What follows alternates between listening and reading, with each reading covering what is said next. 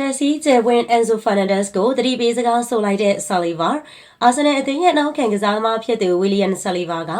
Chelsea အသင်းရဲ့ကွင်းလယ်လူ Enzo Fernandez အနေနဲ့ Stamford Bridge ကိုရောက်ပြီးကတည်းက3နှစ်ကြာနီးပါးကာလအတွင်းသူရဲ့အာဆင်နယ်အသင်းကိုတစ်ကြိမ်တစ်ခါမှအနိုင်မရသေးဘူးလို့ပြောဆိုသတိပေးလိုက်ပါတယ်။ Enzo Fernandez က2023ခုနှစ်ဖေဖော်ဝါရီလမှာ Benfica အသင်းကနေပေါင်109သန်းနဲ့ Chelsea ကိုပြောင်းရွှေ့လာခဲ့တာဖြစ်ပြီးတော့အာဂျင်တီးနားအသင်းနဲ့ကမ္ဘာ့ဖလားရအပြီး6ပတ်အကြာမှာဖြစ်ပါတယ်။အသက်24နှစ်အရွယ် Enzo Fernandez က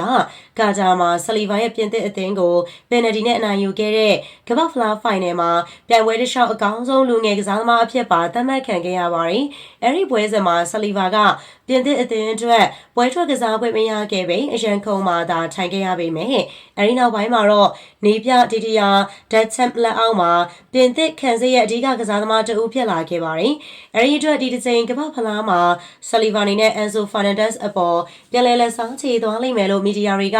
အမျိုးမျိုးဆိုနေကြပါတယ်။နိုင်ငံတကာပွဲစဉ်ကာလမှာပြင်သစ်အသင်းစီပြန်ရောက်နေတဲ့ဆလီဗာကိုလာမယ့်နှစ်ကမ္ဘာ့ဖလားမှာပိုဆွဲဖို့ရေပန်းအစားဆုံးအသင်းနှစ်သင်းအဖြစ်သတ်မှတ်ခံထားရတဲ့အာဂျင်တီးနားနဲ့စပိန်တို့နဲ့ပြင်သစ်အသင်းကြားမှာဘာရီကွာချားနေလဲလို့မေးမြန်းတဲ့အခါဆလီဘာက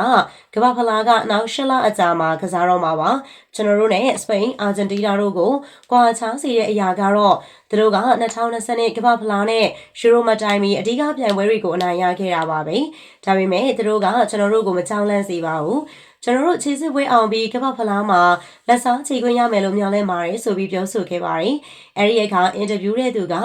အာဆင်နယ်နဲ့ချက်စီတို့ကစားကြမဲ့ပရီးမီးယားလိပွဲစဉ်မှာက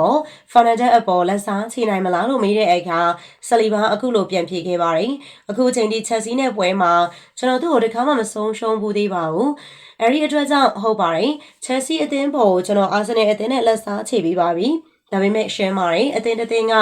ကိုအသင်းကိုနိုင်ယူသွားတဲ့အခါလက်ဆောင်ပြန်ချေနိုင်ဖို့လိုပါတယ်။အာဂျင်တီးနားနဲ့ပွဲမှာကျွန်တော်အရန်ခုန်ထိုင်ခဲ့ရလို့မကစားခဲ့ရတာတောင်မှ